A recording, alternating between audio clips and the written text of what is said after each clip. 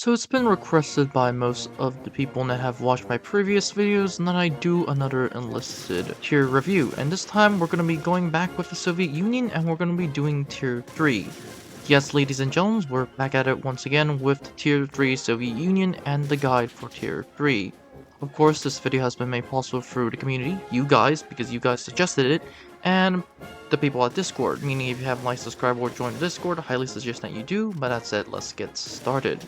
In tier 3, you only have one weapon that is essentially classified as a semi-automatic, and that is the SVT-38. Honestly, the SVT-38 and the SVT-40 at tier 4 is practically the exact same thing. I seriously don't understand why they'll put it apart.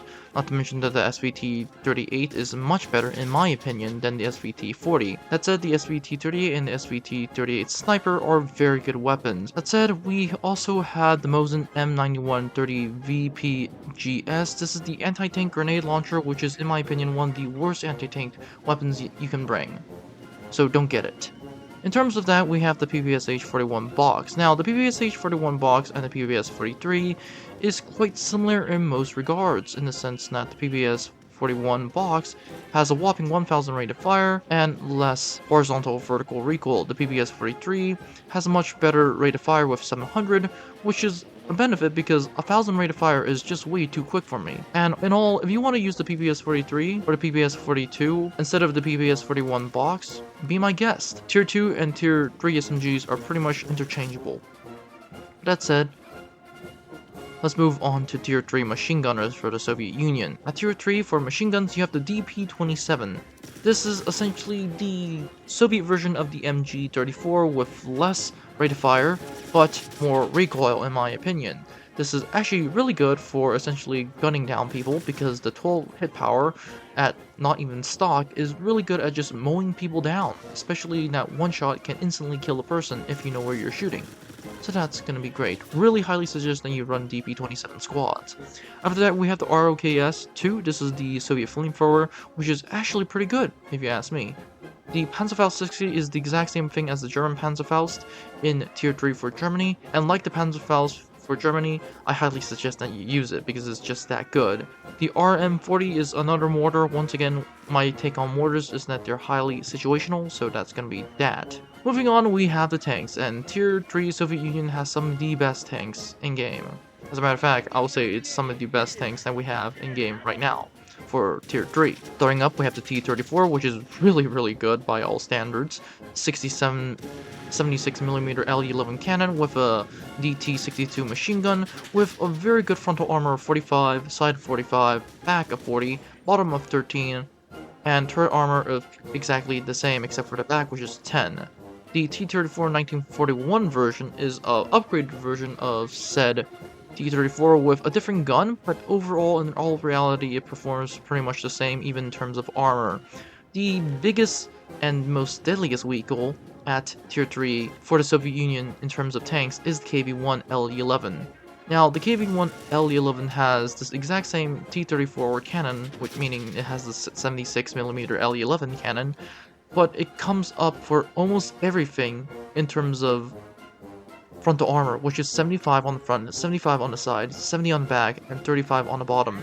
This is the exact same for the turret armor, except for the back and top are have more armor. So this thing is already insane. Not to mention that the engine power is slightly decreased, but overall in the grand scheme of things, you're not going to be driving that fast for a heavy tank, and this could essentially dodge explosive packs pretty well if you ask me. So that's the KV-1. Highly suggest that you just spam out the KV-1. Literally, the KV-1 is pretty much impossible to destroy if you don't know where to destroy. As a matter of fact, I think I'll have to create an entire video how to destroy KV-1s and Soviet heavy tanks at Tier 3. But that said, let's move on to planes. Now, for the planes, you start with two of the best planes, of which these are the IL-237 and the IL-2M. These are pretty much the exact same, except for the fact that the LL2M is much better. It has two 27mm cannons and a bunch of rockets, not to mention 4 100kg bombs.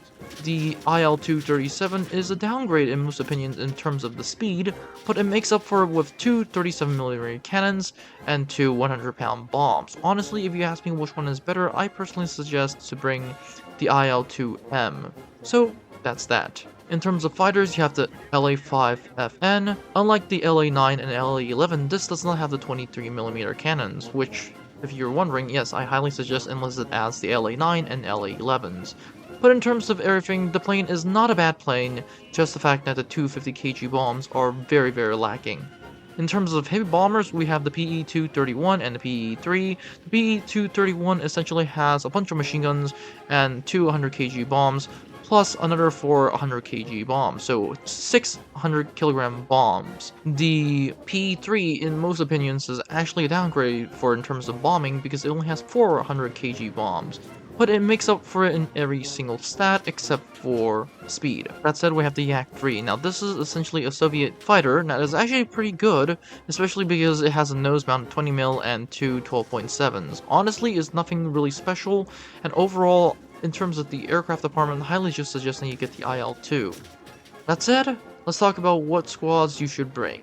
Like I said with the SVT-38s and the SVT-38 Sniper, I highly suggest that you either bring an Engineer Squad or essentially a Soviet Sniper Squad, because the SVT-38 Sniper version is very good at taking out enemies from long range, short range, and even middle range.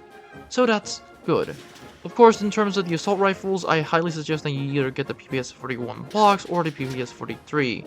Highly suggesting you bring out the machine gun squads for the DP-27, which is very, very interesting. The DP-27, once again, is very, very good. Anti-tank units should be given the Panzerfaust 60. Highly suggest that you bring out the KV-1. As a matter of fact, I would suggest that it's the only vehicle that you bring if you have only one vehicle slot. So that's that. In terms of planes, highly suggest that you get the IL-2M or the IL-237, both of which are very, very good. And they also act as fighters, which in all reality, the IL-2 is known for very good armor and a very good turn radius. So that's that. That said, this is tier 3 for the Soviet Union. My personal take is that you bring out 2 machine gun squads, 1 sniper squad, and 1 tank squad. Or you can switch out the sniper squad with the GATS AAA, which you get at tier 2.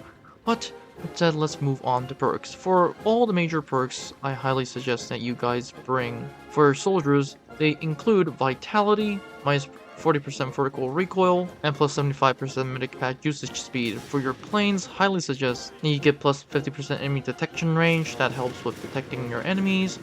And overall, there's not a lot of things you can do for planes, but in terms of tanks, that is kind of the opposite, in the sense that I highly suggest that you get plus 25% tank gun reload speed, which is really, really important, and change the type of ammunition without losing reload progress, which is also very good.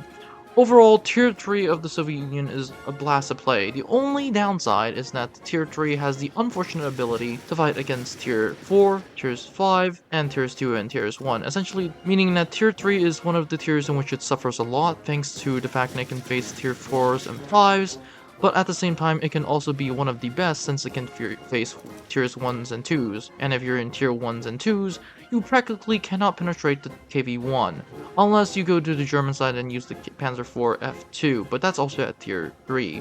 Overall, Tier 3 of the USSR is a blast to play, really, really fun and very, very devastating. That's it guys, what do you guys think about Tier 3? Tier 4 will be coming out shortly, have a great day and I'll see you in the next one.